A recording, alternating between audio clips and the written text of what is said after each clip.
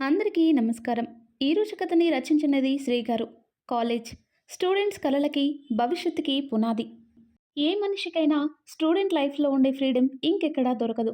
So enjoy your student life but don't neglect the studies. HOD speech ముగించి కూర్చున్నాడు. Students అందరూ ఊపిరి తీసుకునేంతలో ఇంకో లెక్చరర్ పైకి లేచి మైక్ అందుకున్నాడు. ఉఫ్, వీళ్ళు అసలు ఏమనుకుంటున్నారా? ఒకరి తర్వాత ఒకడు లేచి మన బుర్ర తింటున్నారు. ఏం చేస్తాం? వాళ్ళు చెప్పే స్టేజ్‌లో ఉన్నారు. మనం వినే స్టేజ్‌లో ఉన్నాం. మన హెచ్ఓడి మన మీద కోపంతో సీనియర్స్ కూడా పార్టీకి రావాలి అని రూల్ పెట్టాడు. లేకపోతే హాయిగా క్యాంపస్‌లో కూర్చొని అమ్మాయిలకి సైట్ కొట్టుకుంటూ ఉండేవాళ్ళం. భరించలేకపోతున్నాం రా బాబు! ఇది ఫ్రెషర్స్ పార్టీలా లేదు. ప్రెషర్ పార్టీలా ఉంది. ఈ కృష్ణగాడు ఎక్కడున్నాడు? ఏమోరా! అసలు వాడు రాలేదనుకుంటాను. రాకపోతే ఊరుకోను అని చెప్పాడుగా మన ప్రిన్సిపల్. ఇంతలో మైక్లో మాటలు ఆగిపోతాయి. ఆడిటోరియం మొత్తం చీకటిగా మారిపోయింది. గోపాల్, ఏమైంది? కరెంటు పోయినట్టుంది సార్. అదేంటి? ఇన్వర్టర్ ఉంది కదా? ఉంది సార్, కానీ పనిచేయడం లేదు. ఎందుకని? ఇన్వర్టర్ వైర్ని ఎవరో కట్ చేశారు సార్. వాట్? ఇది ఖచ్చితంగా మన కృష్ణగాడి పనేరా? పోనీలే, వీళ్ళ స్పీచ్ నుంచి మనల్ని బ్రతికించాడు. వెళ్దాం రండి. స్టూడెంట్స్తో పాటు లెక్చరర్స్ కూడా ఆడిటోరియం నుండి బయటికి వచ్చేస్తారు. ఒక్కసారిగా అందరి మీద రంగు నీళ్లు పడతాయి. కృష్ణ అని అందరూ అరుస్తారు. వాట్ సార్, ఎందుకు అరుస్తున్నారు? ఏంటిది అందరి మీద రంగులు వేశావు? మన ఫ్రెషర్స్కి వెల్కమ్ పార్టీ సార్. పాపం, ఎంతసేపని మీ సోది వింటారు? బోరు కొడుతుంది కదా. ఏంటి, మేము సోది చెబుతున్నామా? సార్, జాయిన్ అయిన మొదటి రోజే లైఫ్ అంబిషన్స్ అంటూ వాళ్ళని బెదరగొట్టడం అవసరమా? సరదాగా కాసేపు హోలీ ఆడుకోనివ్వండి. రేపటి నుండి ఎలాగో వాళ్ళ బుర్ర తింటారు. ఇవాళైనా వాళ్ళని ఫ్రీగా వదిలేయండి సార్. అవును సార్, కృష్ణ చెప్పింది నిజమే కదా, వదిలేయండి.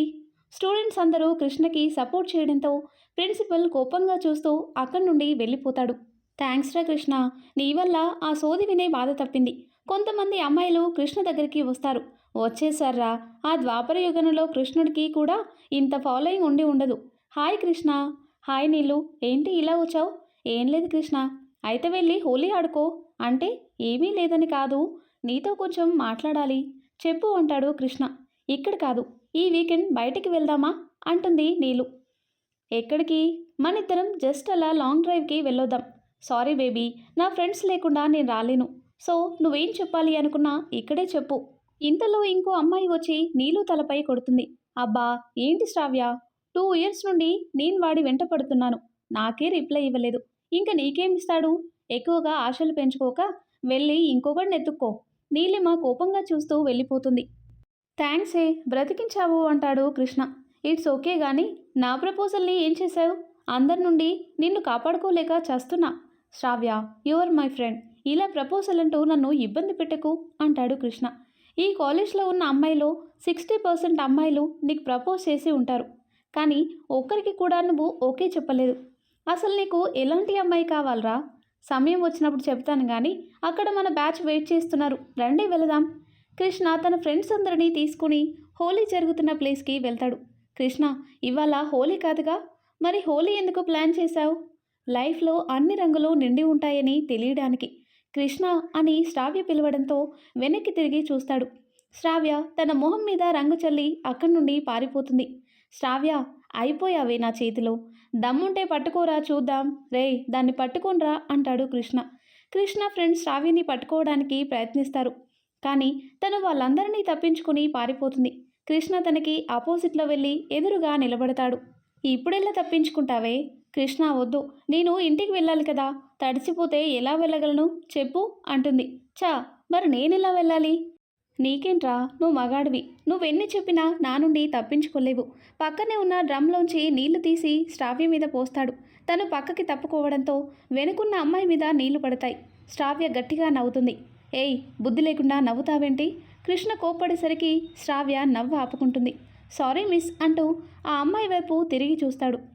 వైట్ కలర్ చూడిదార్ పసుపు నీళ్లు పట్టంతో పసుపు రంగులోకి మారిపోయింది. ఆ అమ్మాయి మొహాన్ని చూస్తాడు.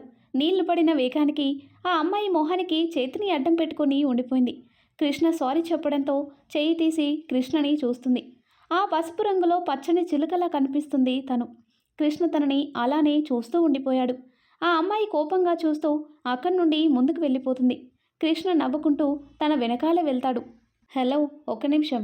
ఏంటి, నీకెవరైనా బాయ్ ఫ్రెండ్స్ ఉన్నారా? ఆ అమ్మాయి వెనక్కి తిరిగి తన వైపు చూస్తుంది. నీకెందుకు చెప్పాలి అంటుంది. ఎవరూ లేకపోతే నేను ట్రై చేసుకుందామని అంటాడు Krishna. What? Are you mad అంటుంది తను. అవును, నిన్ను చూడగానే ఎక్కేసింది పిచ్చి. Oh God! ఏయ్, నా ప్రశ్నకి సమాధానం చెప్పకుండానే వెళ్ళిపోతున్నావేంటి? నా బాయ్ ఫ్రెండ్ వచ్చి చెబుతాడు సమాధానం అంటూ వెళ్ళిపోతుంది ఆ అమ్మాయి. ఓకే, నేను ఎదురు చూస్తూ ఉంటాను. నీ బాయ్ ఫ్రెండ్ కోసం కాదు, నీ కోసం అంటాడు కృష్ణ. కృష్ణ మాటలకి ఆశ్చర్యంగా చూస్తూ ఉండిపోయింది శ్రావ్య. కాసేపటికి తేరుకొని తన దగ్గరికి వస్తుంది. ఏరా, అంత నచ్చిందా ఆ అమ్మాయి? కృష్ణ సమాధానం చెప్పకుండా నవ్వుకుంటూ మళ్ళీ ఆ అమ్మాయి దగ్గరికి వస్తాడు. ఓయ్, పిలుస్తుంటే పలకవేంటి? నీకు పని పాట ఏం లేదా నా వెంట పడ్డావు? ఇక నుంచి నిన్ను లైన్లో పెట్టడమే నా పని. చూడు, ఇలా చేశావంటే నేను ప్రిన్సిపల్ గారికి కంప్లైంట్ ఇస్తాను అంటుంది ఆ అమ్మాయి. నో ప్రాబ్లం, నన్ను సస్పెండ్ చేస్తే నీకు సైట్ కొట్టడానికి నాకు చాలా టైం దొరుకుతుంది అంటాడు కృష్ణ. ఆ అమ్మాయి కోపంగా చూస్తూ వెళ్ళిపోతుంది. రేయ్ కృష్ణ, ఏమైందిరా నీకు? ఏమీ కాలేదు కానీ క్యాంటీన్కి వెళ్దాం పదా. పూజ, ఇంటికి వెళ్దాంరా. ఎవరే అతను? ఏమో, మన సీనియర్ అనుకుంటాను.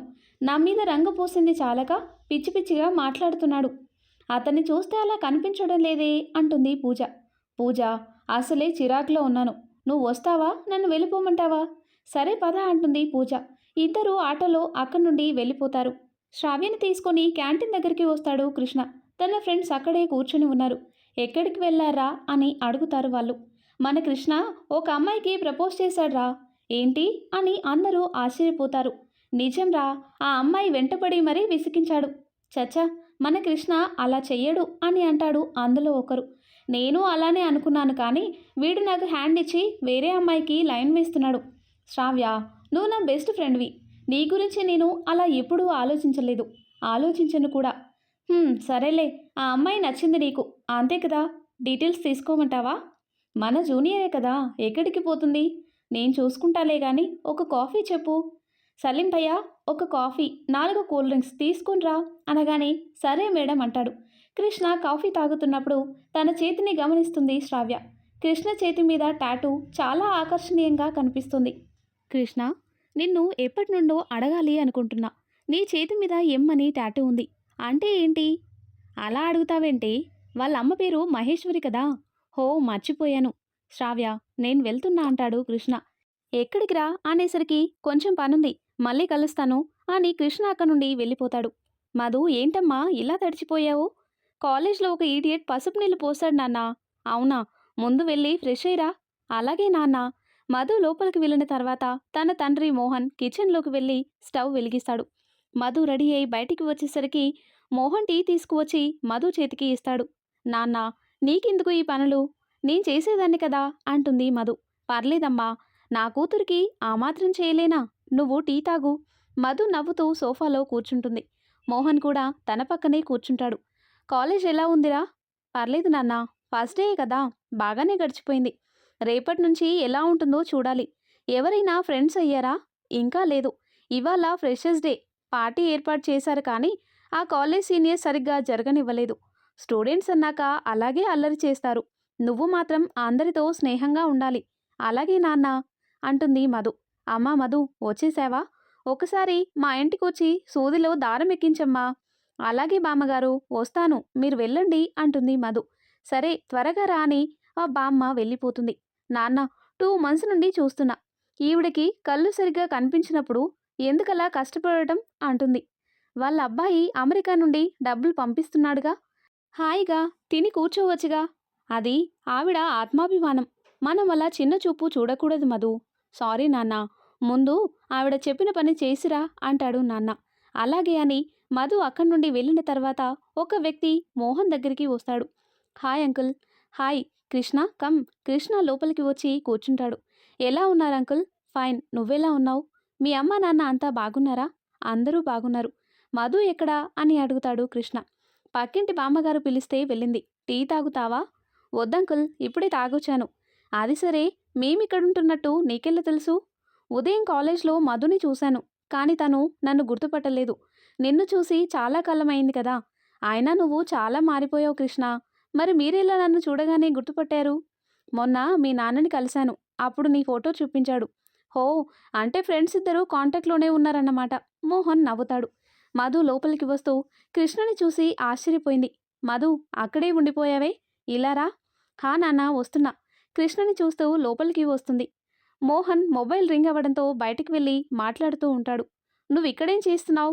మీ నాన్నకి మన మ్యాటర్ చెప్పేద్దామని వచ్చాను. వాట్? మన మ్యాటర్ ఏంటి? మన లవ్ మ్యాటర్ డార్లింగ్ అంటాడు కృష్ణ. మన లవ్వా? అసలేం మాట్లాడుతున్నావు? కంగారు పడకు, మీ నాన్నతో మాట్లాడేశాను, ఆయన ఒప్పుకున్నారు కూడా. ఏయ్ పిచ్చా నీకు, అలా ఎందుకు చెప్పావు? ఇంతలో మోహన్ లోపలికి వస్తాడు. అదిగో మీ నాన్న వస్తున్నాడు, నువ్వు కూడా ఓపెన్ అయిపో, మన పెళ్లి జరిగిపోతుంది అంటాడు కృష్ణ. మధు కంగారుగా మోహన్ దగ్గరికి వస్తుంది.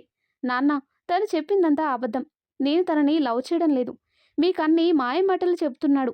మధు, ఏం మాట్లాడుతున్నావు? నాన్న, మీకు అర్థం కాలేదా? అతను చెప్పినట్టు మా ఇద్దరి మధ్య అలాంటిదేం లేదు. మోహన్కి ఏమీ అర్థం కాక అయోమయంగా చూస్తాడు. మధు, ఏమైందసలు? నువ్వు దేని గురించి మాట్లాడుతున్నావు? తనని గుర్తుపట్టలేదా? మన కృష్ణ అంటాడు. వాట్? కృష్ణ? మధు వెనక్కి తిరిగి కృష్ణ వైపు చూస్తుంది. తను అప్పటికే నవ్వుతూ ఉన్నాడు. ఏంట్రా, నీ ఫ్రెండ్ని అలా మర్చిపోతే ఎలా? వాడు నీ చిన్నప్పటి ఫ్రెండ్ కృష్ణ. మధు ఆలోచిస్తూ కృష్ణ చేతిని చూస్తుంది. టాటూ చూసిన తర్వాత తనకి పూర్తిగా అర్థమైంది అతను ఎవరు అనే విషయం. మోహన్ గారు, కాలనీ వాళ్ళు మీటింగ్ పెట్టారు, మీరు కూడా రావాలి. హా, వస్తున్నా. కృష్ణ, నువ్వు మధుతో మాట్లాడుతూ ఉండు, నేనిప్పుడే వస్తాను అని వెళ్ళిపోతాడు. అలాగే అంకుల్. మోహన్ అక్కడి నుండి బయటికి వెళ్ళిపోతాడు. కృష్ణ నవ్వుతూ మధుని చూసి కళ్ళెగరేస్తాడు. మధు చుట్టూ వెతుకుతుంది. ఏం వెతుకుతున్నావు అని అడుగుతాడు కృష్ణ. ఇక్కడ ఒక కర్ర ఉండాలి, ఎక్కడ ఉందా అని.